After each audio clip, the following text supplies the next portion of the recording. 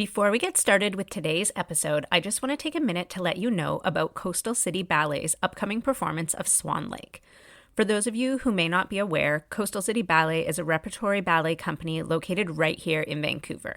The company provides dancers with professional quality performance opportunities and training in preparation for a career in dance. They are mounting a full-length production of Swan Lake coming up on May 15th at Centennial Theatre in North Vancouver, as well as June 5th at the Surrey Arts Centre. We are fortunate to have so much incredible dance talent in Vancouver, but it's still a bit of a rarity for us to get to experience a full-length classical ballet in this city, which is why I am so excited for this upcoming production. Coastal City Ballet has generously provided a discount code for you, the listeners of the Dance Physio podcast. So you can go to coastalcityballet.com and use code CCBFriends for 15% off your tickets. And now, here's today's episode. Hello, and welcome to the Dance Physio podcast. A podcast designed to explore ideas and foster discussion around dancer health and wellness. We're here to challenge the status quo, bridge the gap between dance science and the studio, and help change the landscape of the dance industry for the better. I'm your host, Erika Mayall, a dancer turned physiotherapist who is deeply passionate about leaving the dance world better than I found it. I'm so glad you're here. Let's get started. Hello, everyone, and welcome back to another episode of the Dance Physio podcast. I am your host, Erika Mayall. Today, I want to talk about something that I don't think gets discussed nearly enough in the dance world. And certainly in some settings, I think these conversations are going on and it's maybe a little bit more front of mind, potentially more in some professional settings, but certainly in studio settings or local competitions, conventions, things like that, I think that we probably do not spend enough time talking about or planning for what we would call emergency medical care, or sideline medical care is what it's often kind of referred to sometimes in the sporting world. So this topic today was a little bit inspired by a conversation I was having with my 10-year-old son. For those of you who have been around for any length of time, you know that I'm a big sports fan and watch a lot of sports. I go to a lot of sporting events. My son and I actually have season tickets to the professional women's soccer team in our city here. So we spend a lot of time in and around sports. And depending on what sporting event we are at, I often know some of the sideline medical personnel, whether that is physios or athletic therapists and things like that. And I was at an event chatting with somebody that I knew, and my son was kind of just asking questions about who is that person? How do you know them or whatever? And I was telling him that way back when, at the beginning of my career, I actually spent a lot of time, or a few years, working in rugby, and specifically in women's rugby, and spent a lot of time doing sideline coverage and traveling with teams and things like that. So the person that I had run into was somebody from back in the rugby days, and she still works really specifically within sideline or emergency medical care. She is also a physiotherapist, but that is what she spends a lot of her time doing. So anyway, all of that to say, got to chatting with my son about it and was telling him about some of the rugby teams that I worked with and sort of what that looks like and what that type of a physiotherapy role looks like. And sometimes these roles are filled more with athletic therapists or things like that. And he kind of very innocently was like, well, how come you don't just do the same thing in dance now? Like, he knows what I do and he knows that I work with dancers and spend my time working in the dance industry. But he was like, wait a second, like, why are you always in the clinic and why are you not just doing the same sideline medical coverage or that same type of coverage in the dance world? So it got me thinking and was an interesting conversation in just how it's not as commonplace in the dance world. And so it's not really viable for me to have a career where that is like what I am doing is all, sort of direct sideline coverage. Most of my work does happen in a clinic setting. And then, certainly I am going into studios and I do backstage coverage for companies coming through town and stuff as well. But even with that backstage coverage, it usually does not incorporate any type of emergency medical care. So when companies approach and request backstage medical coverage, it is almost always, or in my experience, it has always been for pre-show coverage. So treatment for the artists and maybe the staff and crew and stuff as well in a window of time before a performance begins to optimize performance and allow those people to do their job to the best of their ability. But never have I ever been requested to stay for any sort of emergency medical coverage on site. Now, all of that to say, I know that these roles do exist, and I know certainly in some of the bigger companies where they have full-time staff that are in-house, so they might have athletic therapists or physiotherapists and stuff that are in-house, they likely do have more of this sideline coverage. So they are going to have trained medical personnel who are backstage during performances. So I'm not saying it doesn't exist at all. It absolutely does, but it is still not the norm within the dance industry, and certainly not the norm when we think about our younger dancers where they are dancing day in and day out at a studio setting, and then they are going to conventions or competitions or even just their own studio recital and things like that. Generally, they are not going to have access to any sort of trained personnel or skilled medical personnel that is providing on-site emergency medical planning.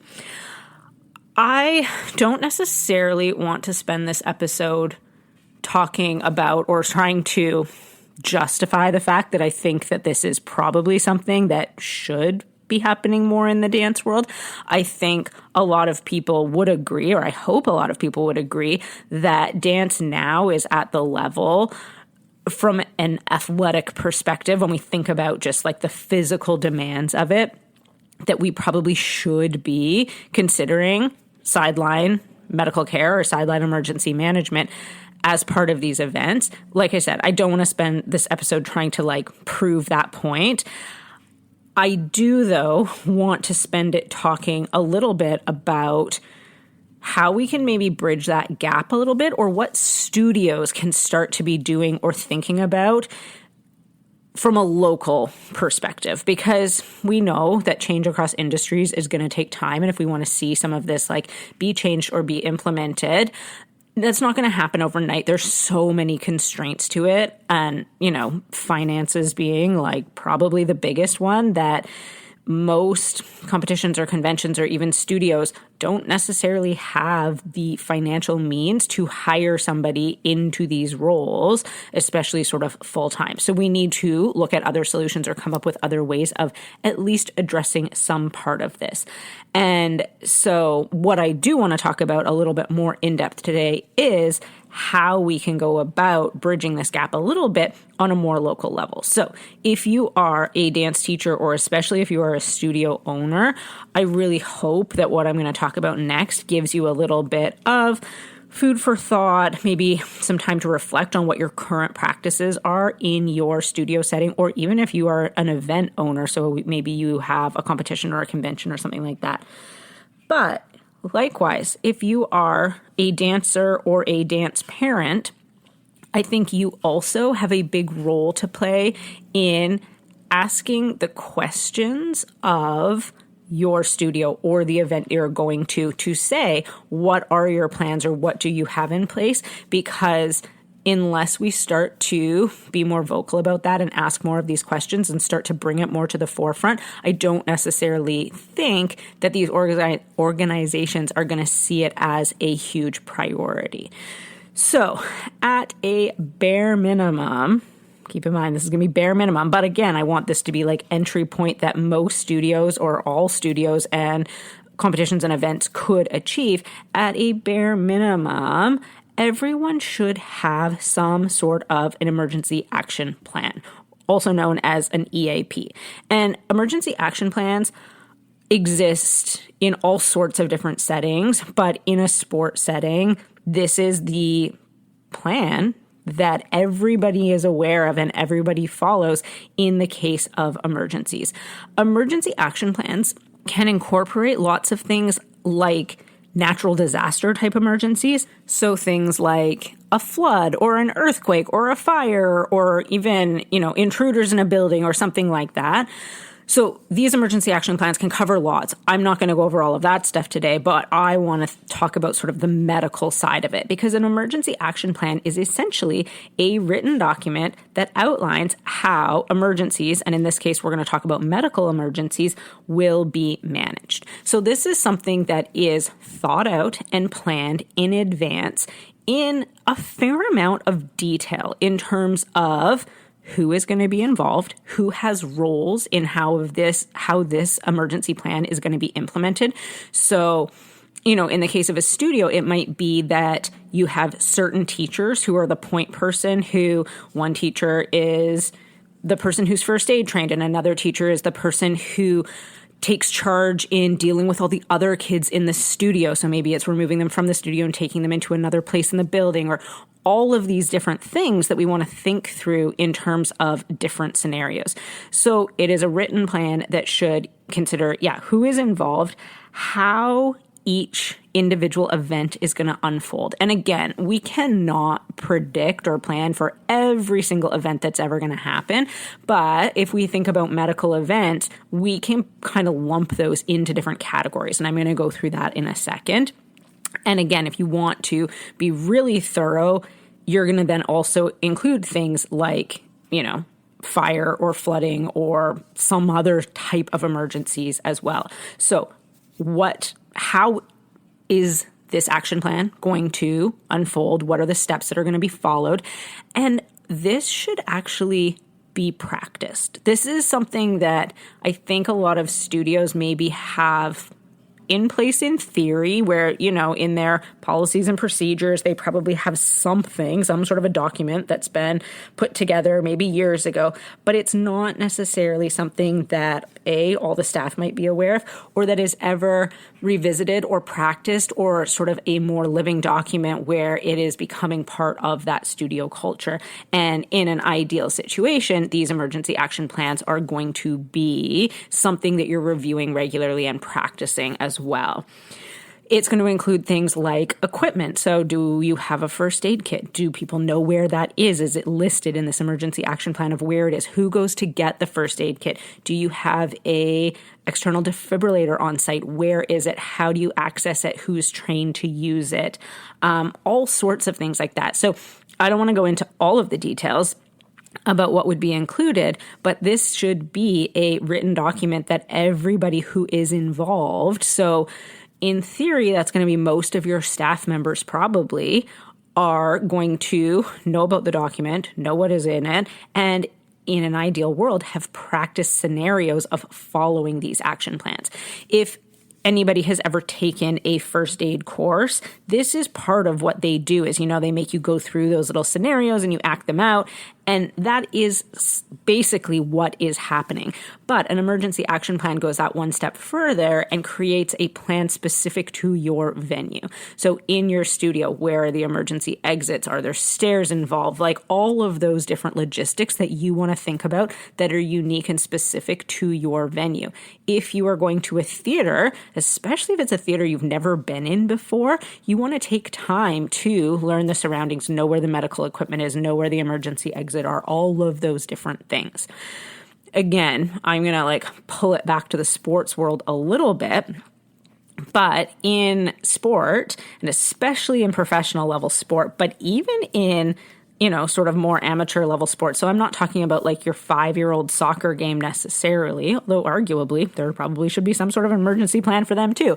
But when we get into higher levels, the medical personnel, so again, once teams have an athletic therapist or a physio or somebody who's traveling with them, they are always going to go through some sort of an emergency plan preparation when they get to a new venue. So when you get to a new field, they are going to be talking to or communicating with whoever's home field it is. Okay, do you guys have a stretcher? Do you have a defibrillator? Where is the first aid kit? What are the protocols in terms of if we have to call an ambulance? Where's the entrance for the ambulance to enter the field of play? All of those things get talked about. There are meetings about these before the game begins. And in a dance world, again, we probably don't think about this enough.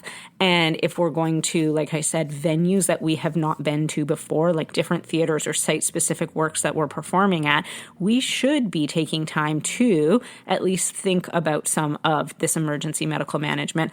I know there was a story of an event that happened in my city quite a few years ago now where there was a dancer who got injured, and they were in a venue that the event that was being put on, it was a convention.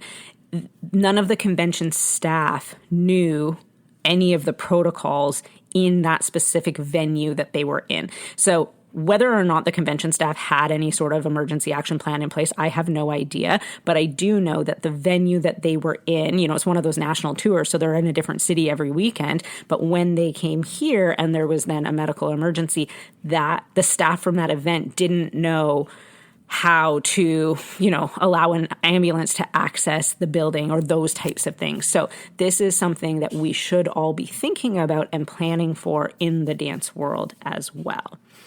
So, like I said, we want to kind of predict or practice for common scenarios. And I do think, as much as I dislike first aid courses and all the different scenarios they put you through and how you have to role play, and sometimes I think they're a bit hokey or whatever, I do think it's a really, really important thing. And so as much as we can practice these scenarios, I think it's super important. But even if we're not physically going through and practicing, at least the thinking through these scenarios and having a plan in place can be, in some instances, quite literally a matter of life and death. So if you're thinking, hey, our studio doesn't have an emergency action plan, maybe this is something we should start to look at. Some scenarios that I think that you should think about or will want to include in terms of, practicing and that type of thing would be any sort of musculoskeletal injury. And these are the type of things that dance teachers have probably dealt with in the studio already. And a lot of musculoskeletal injuries are fairly minor. So we have a dancer who, say, rolls their ankle or something like that in class. I shouldn't say most, but some dance teachers are already going to be comfortable in how you deal with a scenario like that. And sometimes these injuries are minor enough that it is going to be a case of waiting for the parent to arrive and relaying the information of what happened so the parent can then make a decision about whether they need to or don't need to go seek out further medical attention and that type of thing. So we want to think about those scenarios, but those aren't the ones that we want to include the most. We want to think more about the more emergent medical scenarios where somebody potentially breaks a bone or dislocates a joint or something like that, where it is a musculoskeletal injury, but it's more significant. It is clear right away that it's more of a medical emergency and they are going to require medical care, whether that's transfer with an ambulance or what have you. So we want to think about those musculoskeletal type injury situations because, quite frankly, those are the ones you are going to deal with the most in a dance studio setting. So those are the ones that we really want to think through. Okay, if somebody, so a good example of this, maybe when I was dancing, when I was in high school, a member of my team dislocated her kneecap in a rehearsal. So we were all in the studio.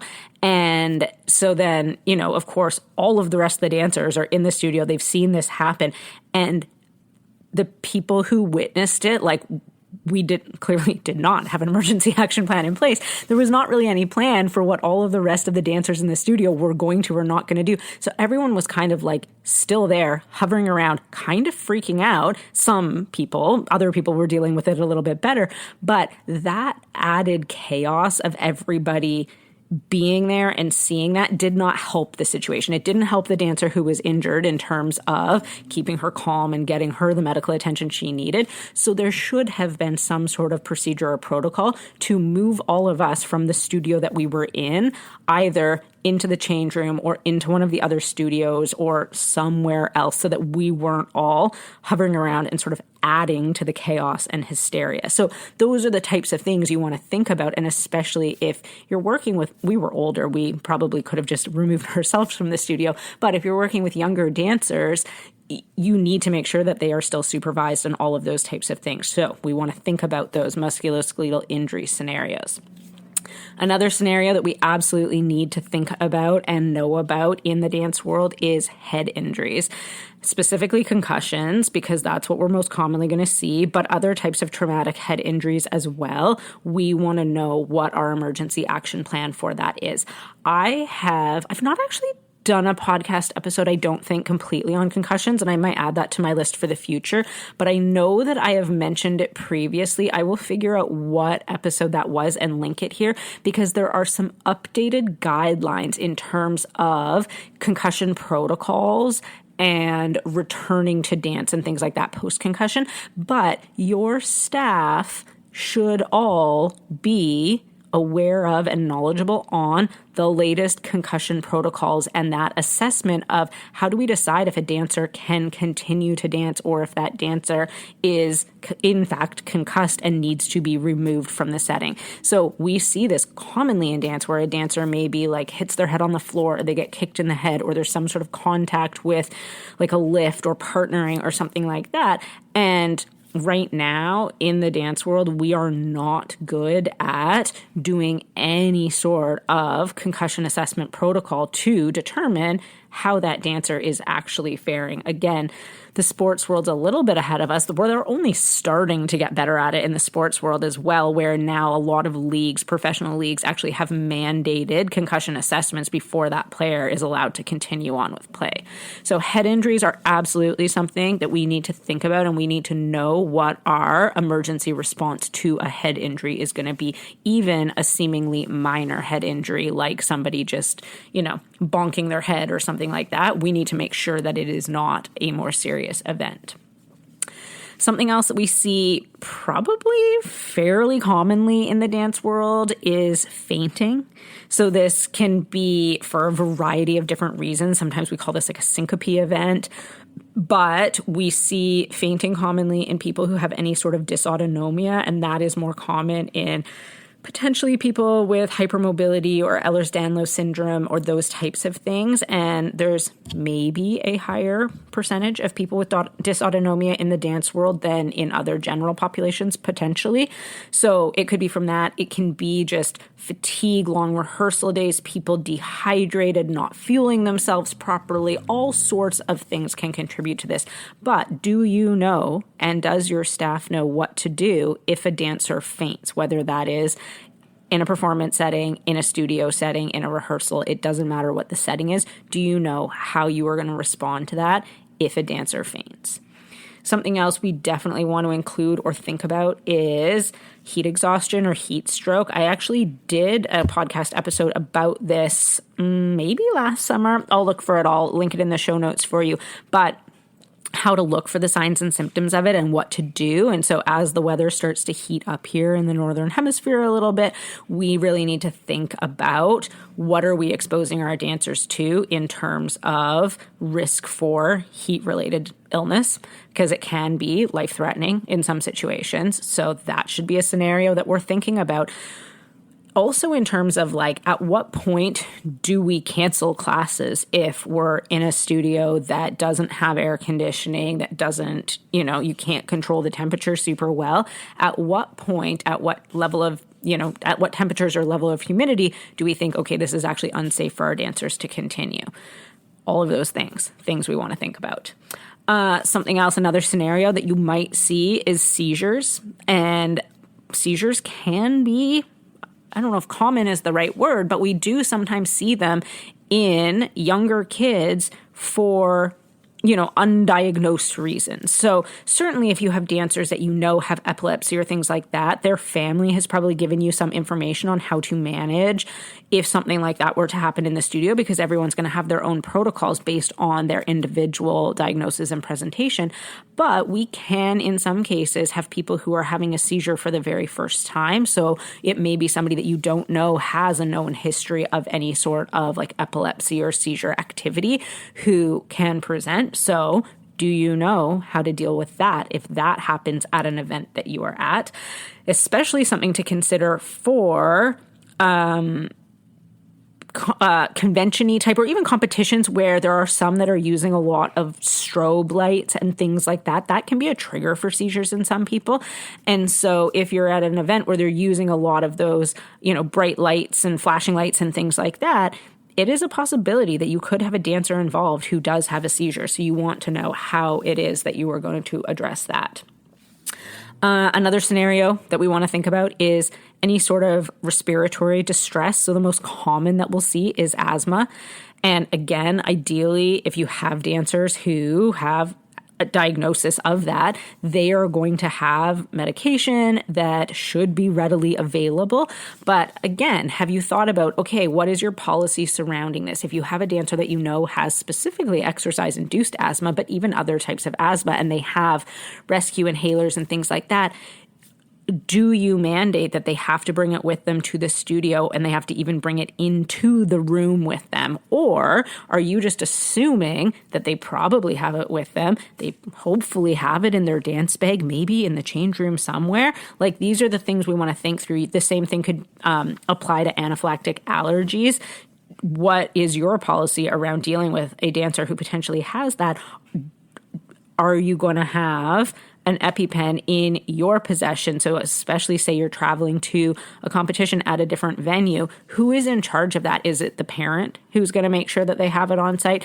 Is the dance teacher responsible? Is the dancer themselves responsible? These are things you want to think through as part of these emergency action plans. And I'm not saying that there is one right answer. Like, different scenarios they're going to play out differently, but we just want to make sure that we've thought through these scenarios so you don't get yourself into a situation where all of a sudden a dancer's been exposed to something that they are anaphylactically allergic to in the change room at a competition, and you don't know if they have any sort of emergency medication on them. So something to think about. And then the final one on my list, and this is certainly not an exhaustive list, but the final one, the big category that we really want to think about, is a cardiac event. So less common, certainly not something we're seeing all the time, but it is possible for people to have undiagnosed congenital heart defects and things like that. And sometimes these can present or manifest with exertion. And so it is entirely possible that you could have a dancer who has a sudden onset cardiac event, is what I'm trying to say. And we want to know how we are going to deal with that. Again, does your studio have an automatic external defibrillator, or AED, on site? If not, is it something we want to consider having on site at venues? Are venues that we're renting out, whether that's hotels or theaters or whatever, do they have them on site? Where is the closest access to those sorts of things? So things that should be included when you are thinking about your emergency action plan. I will say, I think every studio absolutely should have one of these and be sitting down and thinking through these scenarios and then relaying this information to their staff. And in an ideal world, again, you would have staff meetings where you would actually take time to practice some of these situations or walk through some of these scenarios and situations. But at a very, very, very, very, very minimum, I think it is reasonable to expect that dance teachers at a very minimum would have some sort of first aid training or first aid certification. And I know that sounds very basic, but in most places in the world, it is not required. And so, again, if you're a parent listening to this, or even a dancer or a dance teacher, it is worth asking that question in terms of who on your staff is first aid trained, or is everyone required to have a basic level of first aid? Is there anyone on the staff who has higher levels of first aid training? So maybe occupational health levels of training, or even first responder levels of training, because there are various levels of first aid training. But at a minimum, dance teachers, I feel, should have basic first aid certifications or qualifications, whatever that looks like in your country. And I know that there's still many, many places Canada included, where that is actually not a requirement. That is not to say that some studios don't require that, because I know plenty of studios who do require that of their staff, but that is the studio making that choice and making that decision. It's not mandated from any higher level powers that be. Like, there is no governing body that mandates that. There's no provincial regulations or even municipal regulations that kind of mandate that. But you as a parent, if that's something that your studio is not currently implementing, maybe that's something you start to bring to the attention of the studio and sort of just start to drop those ideas and say, hey, like, what is your level of preparation and preparedness for any sort of medical emergencies that arise, and who are the people on site who are first aid certified or qualified. All right. I think that's all I'm going to say on this matter. I hope that this sparks a little bit of food for thought for people, because like I said, I really think this is something that we don't talk about enough in the dance world. And my purpose behind doing this episode is not to like shame anybody and say like, oh, you're doing it wrong, or, you know, you should have this in place already, or those sorts of things, because I know that it is just not something that's been super commonly talked about or front of mind in the dance world. And it's only because I've spent a lot of time in the sports world and still continue to go to a lot of sporting events and watch a lot of sports and have a lot of friends that work in that space that I see those kind of contrasts or those parallels a lot of the time. So this is not at all meant to call out or shame anybody, but it is, I hope, just a little bit of an invitation to start to think about these and maybe start to draft some sort of semblance of an emergency action plan, even if it's just like a really rough outline, but just so you're starting to think about the scenarios and what maybe could happen or how you would respond in some instances. And then, like I said, we really want to make sure that staff, and whether that's a convention staff or competition staff or studio staff or company staff or whoever it is aware of this action plan and has had a chance to practice and implement it and practice some of these scenarios. Because I promise you, if an emergency does happen, you want people who know what they're doing, know how they're going to respond, and are able to keep sort of a calm, level head in a situation like that. The last thing we want is a whole bunch of people all panicking and nobody really sure how to respond and how to manage the situation. It's not going to help anybody. So I think that's all I have to say on this matter. I hope that that has at least sparked a little bit of a, maybe I need to think about this further for some of you who've maybe not thought about it before.